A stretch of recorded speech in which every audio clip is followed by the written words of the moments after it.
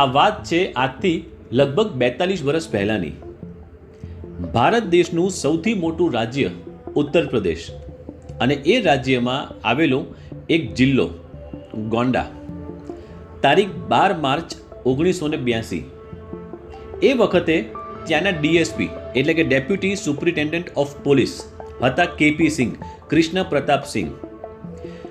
તારીખ 12 માર્ચ 1982ની સાંજના DSP KP સિંઘને phone આવે છે કે ગોંડા જિલ્લાના માધવપુર ગામમાં વોન્ટેડ ક્રિમિનલ્સ છુપાયેલા છે.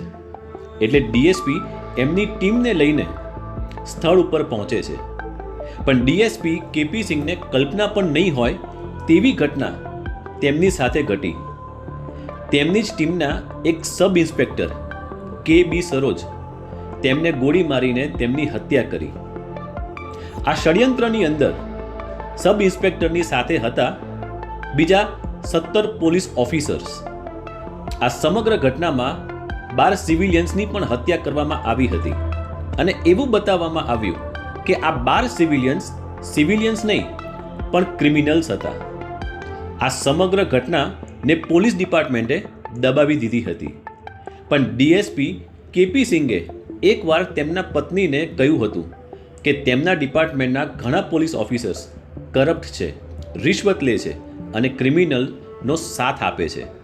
જ્યારે ડીએસપી કેપી સિંઘ ઈમાનદાર અને એક બહાદુર વ્યક્તિ હતા એટલે તેમને તેમના પત્નીને પહેલેથી જ ચેતવી દીધા હતા કે આવી કોઈ દુર્ઘટના તેમની સાથે ઘટી શકે છે. કેપી સિંઘની હત્યા થઈ હતી ત્યારે તેમના પરિવારમાં તેમની 2.5 મહિનાની એક દીકરી કિંજલ, તેમના પત્ની વિભા અને વિભા એ વખતે ગર્ભવતી પણ હતા. પતિના મૃત્યુના થોડાક મહિના બાદ વિભા જન્મ આપે છે બીજી દીકરીને જેનું નામ છે પ્રાંજલ.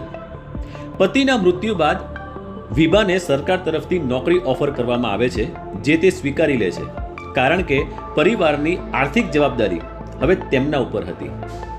વિભા નોકરીની સાથે સાથે પોતાના પતિનું મૃત્યુ એક ષડયંત્રનો ભાગ હતો એ સાબિત કરવા માટે પોલીસ સ્ટેશન અને કોર્ટના કેટલાય ધક્કા ખાય છે. વકીલ પણ હાયર કર્યા. વિભા સિંઘનો મહિનાનો પગાર કોર્ટ કચેરી, વકીલ, પોલીસ પાછળ જતો રહેતો. બહુ બચત થતી નહીં. બંને દીકરીઓને માતા અને પિતાનો પ્રેમ વિભા આપતી અને અનેક અગવડતાઓની વચ્ચે દિવસો પસાર કરતા. દીકરીઓને ભણતરમાં તકલીફ ન પડે એટલે પોતાની પાછળ વિભા કોઈ ખર્ચો ન કરતી. અંતે વિભા કંટાળીને સુપ્રીમ કોર્ટનો દરવાજો ખટખટાવે છે. સુપ્રીમ કોર્ટે સીબીઆઈને કેસ સોંપ્યો અને અંતે 2 વર્ષ પછી તારીખ 24 ફેબ્રુઆરી 1984ના દિવસે એફઆઈઆર ફાઇલ થાય છે અને 5 વર્ષ પછી ચાર્જશીટ ફાઇલ થાય છે 28 ફેબ્રુઆરી 1989. સમય વીતતો જાય છે પણ કેસમાં કોઈ ખાસ પ્રોગ્રેસ થતો નથી. કિંજલ અને પ્રાંજલ બંને બહેનો દરરોજ પોતાની મમ્મીને જોતા કેવી રીતે ઉત્તર પ્રદેશથી દિલ્હી સુપ્રીમ કોર્ટના ધક્કા ખાતા અને નિરાશ થઈને પાછા ફરે. ઘણીવાર વિચાર એવો આવે કે બધું પડતું મૂકી દે, પણ પતિ પ્રત્યેનો પ્રેમ એવો હતો કે ગમે તે રીતે તેમના હત્યારાને સજા અપાવી છે. વર્ષો વીતતા ગયા. કિંજલ અને પ્રાંજલ ભણવામાં હોશિયાર અને પોતાને પગભર થવા માટે જે પણ જરૂરી જ્ઞાન લેવું પડે તે લેતા. સમય છે 2004ની સાલનો.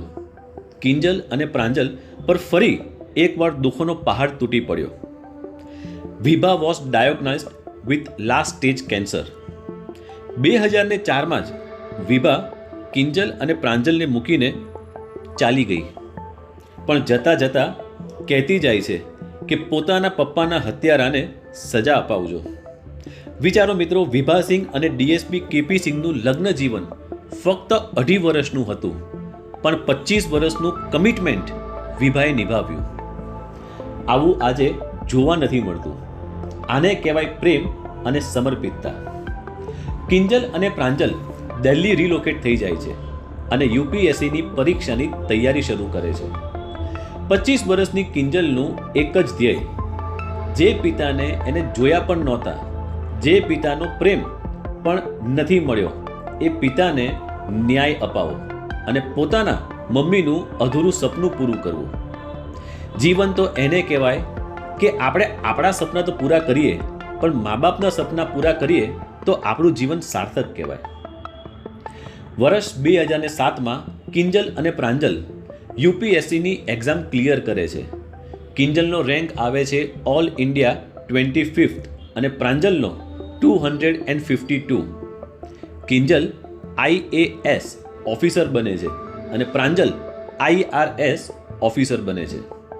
બંને બહેનોએ પોતાનું પદ સંભાળ્યા પછી સૌથી પહેલાં કામ એ લોકોએ પોતાના પપ્પાને ન્યાય કેવી રીતે મળે તેની પાછળ બધી જ પોતાની એનર્જી સોર્સિસ લગાડી દીધા અને અંતે 2013માં CBI સ્પેશિયલ કોર્ટ લખનઉ દોષી જાહેર કરે છે એ બધા જ 18 પોલીસ ઓફિસર્સને, જેમાંથી 3ને ફાંસીની સજા સુનાવવામાં આવે છે અને બાકી બધાને ઉંમરકેદ.